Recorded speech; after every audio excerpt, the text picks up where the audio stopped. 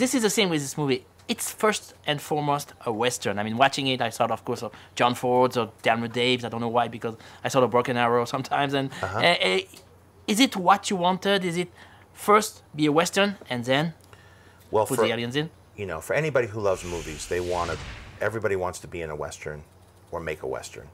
Even Daniel Craig, who grew up in England, right? To play a cowboy was a dream of his. So I think there was an enthusiasm that you got from both the cast and the crew, all the way from Steven Spielberg, Ron Howard, down to the to the people working on the set. Everybody in the whole spectrum was excited to be on a Western, because you don't get to make a Western of this scale. Westerns used to be big pop culture movies. They were the popcorn movies of their time. But about the 60s or 70s, they began to be more like art films or smaller B movies with the Leone films, and they weren't the mainstream films anymore. Vigilante movies, cop movies, science fiction movies took over and adopted many of the archetypes. So if you make a Western now, you're going to make something for a very small budget, for a very small audience that hopefully breaks through like True Grit.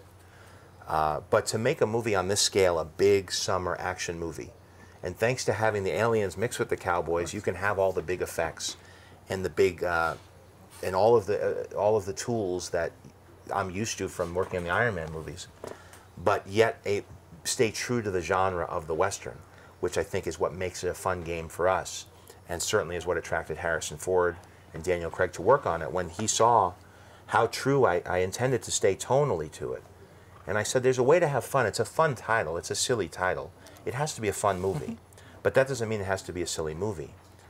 Let's have fun in the way that you have fun, Daniel. And James Bond is fun, but it's not silly.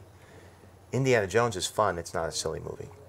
So I think when people see these movie stars, and by the way, there aren't a lot of movie stars in the big movies right now. It's all effects driven. They're paying for the 3D. They're paying for the CGI. They're paying, it's either superheroes or sequels. So to have, I think, two strong actors at anchoring this movie, bringing emotion to it and some truth and character and story, I think people, if they're given the choice, they would prefer to have an action movie that has some heart to it. And I think as a filmmaker, that's what the challenge was for me. But Daniel is a challenge. I mean, you have one shot to establish him as a cowboy, the first one. Yes. You do it very well. Yes. And thank you. How did you work on that? Did you want it to go up and be what he is in the movie? Well, I think in casting Daniel, you had permission to make the gunfighter a little bit more magical, almost like the Sergio Leone style. You know, back in the John Ford days, you had, in Stagecoach, John Wayne only fires a few shots with a rifle. Gunfighters were not a magical, they weren't like Jedi, ninja, but through Leone they became, and Clint Eastwood, they became more of these supernatural creatures, It's like Blueberry, it's like if they become almost spirits, not real people. And the man with no name. And here, he has no name, he doesn't remember who he is because he was abducted by aliens, he has no memory. So when I read that in the script, I said, what a great marriage of the two genres. He's the man with no name because he has no memory, and it made sense for both. And then with Daniel, of course, if you see what he can do as James Bond, he's very athletic. So what might have started as a simple fight sequences, if you look at the fight sequences we were able to choreograph with Daniel, they're very intricate and quick and visceral and exciting. So he brought a whole other layer. Now, of course, Harrison Ford, he has his voice. He's a great horseman with a gun. He is a cowboy, and he brings all the gravitas of all the roles he's ever played.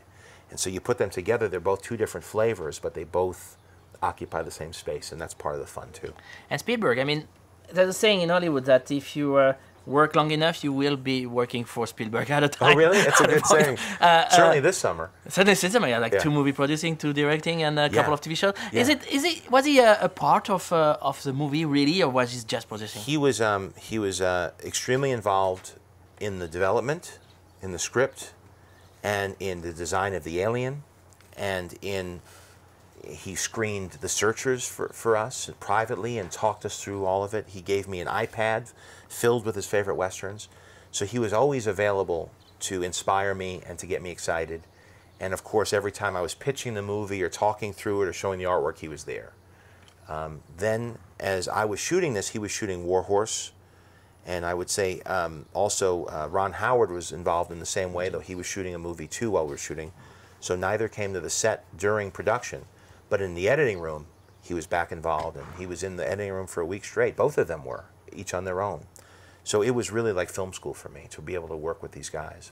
And very gracious, thoughtful, and every time they opened their mouth, it was always an interesting idea, and usually ideas that ended up changing the film.